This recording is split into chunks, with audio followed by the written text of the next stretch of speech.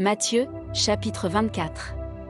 Comme Jésus s'en allait, au sortir du temple, ses disciples s'approchèrent pour lui en faire remarquer les constructions. Mais il leur dit, « Voyez-vous tout cela ? Je vous le dis en vérité, il ne restera pas ici pierre sur pierre qui ne soit renversée. » Il s'assit sur la montagne des Oliviers. Et les disciples vinrent en particulier lui faire cette question, « Dis-nous, quand cela arrivera-t-il, et quel sera le signe de ton avènement et de la fin du monde ?» Jésus leur répondit, « Prenez garde que personne ne vous séduise. Car plusieurs viendront sous mon nom, disant, « C'est moi qui suis le Christ. » Et ils séduiront beaucoup de gens. Vous entendrez parler de guerre et de bruit de guerre, gardez-vous d'être troublés, car il faut que ces choses arrivent. Mais ce ne sera pas encore la fin. Une nation s'élèvera contre une nation, et un royaume contre un royaume, et il y aura, en divers lieux, des famines et des tremblements de terre.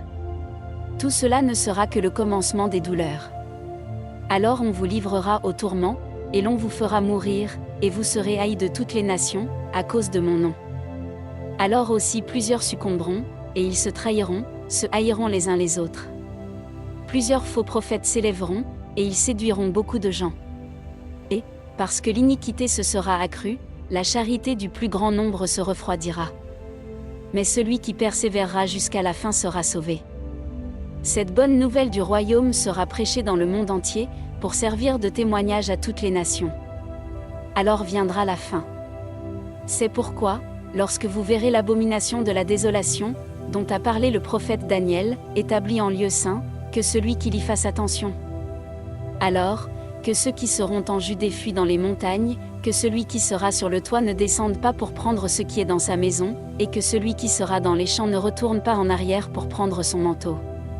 Malheur aux femmes qui seront enceintes et à celles qui allaiteront en ces jours-là. Priez pour que votre fuite n'arrive pas en hiver, ni un jour de sabbat. Car alors, la détresse sera si grande qu'il n'y en a point eu de pareil depuis le commencement du monde jusqu'à présent, et qu'il n'y en aura jamais. Et, si ces jours n'étaient abrégés, personne ne serait sauvé, mais, à cause des élus, ces jours seront abrégés. Si quelqu'un vous dit alors, le Christ est ici, ou, il est là, ne le croyez pas. Car il s'élèvera de faux Christ et de faux prophètes, ils feront de grands prodiges et des miracles, au point de séduire, s'il était possible, même les élus. Voici, je vous l'ai annoncé d'avance. Si donc on vous dit, voici, il est dans le désert, n'y allez pas, voici, il est dans les chambres, ne le croyez pas.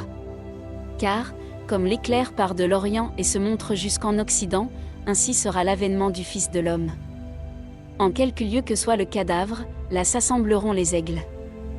Aussitôt après ces jours de détresse, le soleil s'obscurcira, la lune ne donnera plus sa lumière, les étoiles tomberont du ciel, et les puissances des cieux seront ébranlées. Alors le signe du Fils de l'homme paraîtra dans le ciel, toutes les tribus de la terre se lamenteront, et elles verront le Fils de l'homme venant sur les nuées du ciel avec puissance et une grande gloire. Il enverra ses anges avec la trompette retentissante, et ils rassembleront ses élus des quatre vents, depuis une extrémité des cieux jusqu'à l'autre. Instruisez-vous par une comparaison tirée du figuier. Dès que ses branches deviennent tendres, et que les feuilles poussent, vous connaissez que l'été est proche. De même, quand vous verrez toutes ces choses, sachez que le Fils de l'homme est proche, à la porte. Je vous le dis en vérité, cette génération ne passera point, que tout cela n'arrive. Le ciel et la terre passeront, mais mes paroles ne passeront point. Pour ce qui est du jour et de l'heure, personne ne le sait, ni les anges des cieux, ni le Fils, mais le Père seul. Ce qui arriva du temps de Noé arrivera de même à l'avènement du Fils de l'homme. 38 Car, dans les jours qui précédèrent le déluge, les hommes mangeaient et buvaient, se mariaient et mariaient leurs enfants, jusqu'au jour où Noé entra dans l'arche, et ils ne se doutèrent de rien, jusqu'à ce que le déluge vînt et les emporta tous. Il en sera de même à l'avènement du Fils de l'homme. Alors, de deux hommes qui seront dans un champ, l'un sera pris et l'autre laissé, de deux femmes qui moudront à la meule, l'une sera prise et l'autre laissée. Veillez donc, puisque vous ne savez pas quel jour votre Seigneur viendra. Sachez-le bien, si le maître de la maison savait à quelle veille de la nuit le voleur doit venir, il veillerait et ne laisserait pas percer sa maison. C'est pourquoi, vous aussi, tenez-vous prêts, car le Fils de l'homme viendra à l'heure où vous n'y penserez pas. Quel est donc le serviteur fidèle et prudent, que son maître a établi sur ses gens, pour leur donner la nourriture au temps convenable. Heureux ce serviteur, que son maître, à son arrivée, trouvera faisant ainsi. Je vous le dis en vérité, il l'établira sur tous ses biens. Mais, si c'est un méchant serviteur, qui dit en lui-même, « Mon maître tarde à venir », s'il se met à battre ses compagnons, s'il mange et boit avec les ivrognes, le maître de ce serviteur viendra le jour où il ne s'y attend pas et à l'heure qu'il ne connaît pas, il le mettra en pièces, et lui donnera sa part avec les hypocrites, c'est là qu'il y aura des pleurs et des grincements de dents.